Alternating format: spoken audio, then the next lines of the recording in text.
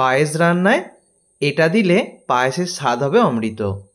ভোগের পায়েস রান্নাতে বা যে কোনো পায়েস রান্নাতে যদি তোমরা এই জিনিসটা দিয়ে দাও তাহলেই সেই পায়েসের স্বাদ সারা জীবন মুখে লেগে থাকবে।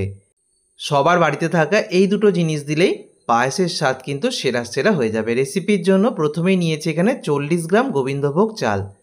খুব বেশি হলে এখানে 50 গ্রাম তোমরা নিতে পারবে। আমি 1 লিটার দুধে বানাবো, 1 লিটার দুধের মাপটা হচ্ছে এটাই, 40 থেকে 50 গ্রাম। আমি এখানে 40 গ্রাম চালটাকে একবার ধুয়ে নিলাম। এবার কড়াইতে জল দিয়েছি আর দিয়ে দিচ্ছি 1 লিটার লিকুইড দুধ। দুধটাকে আমি আগে জাল করে রেখে দিয়েছিলাম। এবার ওই লিকুইড দুধের মধ্যে 4-5টা এলাচ আমি দিয়ে দিলাম। দিয়ে দিচ্ছি ছোট 4টে তেজপাতা, যদি বড় তেজপাতা হয় 1টা বা 2টো দেবে, এখানে একদম ছোট ছোট 4টে তেজপাতা দিয়েছি। পায়েসে তেজপাতাটা দিলে ভালো হয়, তবে তেজপাতা যারা পছন্দ করো না বাদ দিতে পারো। এবারে দুধটাকে ফুটতে দিলাম।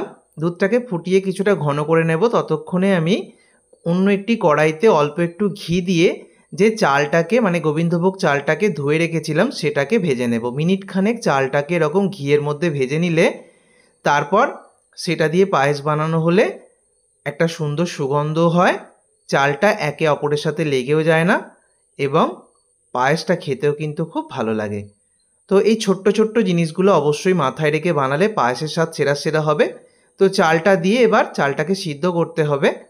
তো দেখো আস্তে আস্তে দুধটা ঘন হয়ে যাচ্ছে আর চালটাও কিন্তু সিদ্ধ হয়ে গেছে। তো আমি তোমাদেরকে দেখিয়ে দিচ্ছি, দেখো পায়েসটা কিন্তু এখন অনেকটা ঘন হয়ে গেছে আর দেখো চালটাও কিন্তু প্রপারলি সিদ্ধ হয়ে গেছে।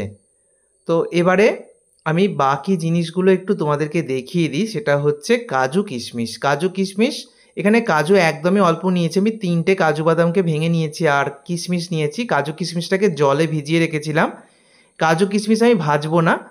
আর এখানে আমি ওই 8-10টা মতো কাজু বাদাম মিক্সার জারের মধ্যে গুঁড়ো করে নিয়েছি। গুঁড়ো করে নেবার পর আমি দেখিয়ে দিচ্ছি, দেখো এরকম আধ ভাঙা মতো করে নিলাম। এবারে নিয়েছি এখানে নকুল দানা। এই নকুল দানা কিন্তু আমাদের সবার বাড়িতেই প্রায় থাকে, মুদি দোকানে এটা পেয়ে যাবে। নকুল দানাটা আমি দিয়ে দিচ্ছি ছোট বাটির 1 বাটি। তো একটু বেশি পরিমাণ এরকম কাজু বাদামের সাথে নকুল দানা গুঁড়ো করে তোমরা কোনো এয়ারটাইট কন্টেনারে ভরে রেখে দিতে পারো।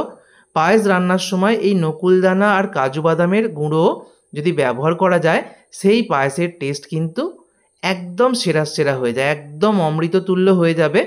দেখো সুন্দরভাবে গুঁড়ো হয়ে গেছে। আমি আলাদা আলাদা করে গুঁড়ো করেছি, তোমরা একসাথেও গুঁড়ো করতে পারো। আর আমি কাজু কিশমিশটা ভাজলাম না, কাজু কিশমিশটা অনেকে ভেজে ব্যবহার করে। ভোগের পায়েস রান্নাতে কাজু কিশমিশ ভাজার প্রয়োজন হয় না, যদি মনে হয় তোমরা ভাজতেও পারো, অসুবিধা কিছু নেই। তবে আমি না ভেজেই জলে ভেজানো কাজু কিশমিশ ব্যবহার করেছি। কাজুটা একদমই কম দিয়েছি যেহেতু কাজু বাদামটাকে গুঁড়ো করে ব্যবহার করেছি। আর এখানে নকুল দানা কাজু বাদামের গুঁড়োটা দিয়ে দিয়েছি আর 4-5টা এরকম লাল বাতাসা দিয়ে দিচ্ছি। এরকম লাল বাতাসা দিলে কালারটা খুব সুন্দর আসে। তো এই ছোট ছোট জিনিসগুলো আবারও বলছি, পায়েস রান্নায় যদি মাথায় রেখে বানাও পায়েসের স্বাদ সেরা সেরা হবে। নকুল দানা বাতাসার কম্বিনেশনে পায়েস বানালে সেই পায়েসের টেস্ট একদম অমৃতের মতো হয়। চিনি কোনোভাবেই ব্যবহার করো না, তোমরা মিছরির ব্যবহারও করতে পারো, তবে ভোগের পায়েসে যদি নকুল দানা আর বাতাসা দিয়ে করা হয় সেরা সেরা হয়। আর সবশেষে একটা ছোট্ট টিপস, সেটা হচ্ছে খুব সামান্য গরম জল নেবে। সেই গরম জলের মধ্যে হালকা গরম জল একটা 10 টাকা দামের প্যাকেট গুঁড়ো দুধ, এখানে আমি আমুল স্প্রে নিয়েছি, খুব ভালো করে গুলে নিলাম। আর দেখো পায়েসটা যথেষ্ট ঘন হয়ে গেছে। এত ঘন পায়েস রাখা যাবে না। শেষে এই গুঁড়ো দুধকে গরম জলের মধ্যে গুলে নিয়ে পায়েসের মধ্যে দিয়ে জাস্ট 1 মিনিট রেখে পায়েসটাকে অফ করে দিলে পায়েসের স্বাদ কিন্তু আরও বেড়ে যাবে। তাহলে প্রথম থেকে শেষ পর্যন্ত প্রত্যেকটা টিপস তোমরা মাথায় রাখবে। আমি 1 মিনিট পর গ্যাস অফ করে দিয়েছি। এবার সবশেষে এই পায়েসের টেস্টটা আরও বাড়ানোর জন্য সামান্য খোয়া ক্ষীর গ্রেট করে দিয়ে দিচ্ছি।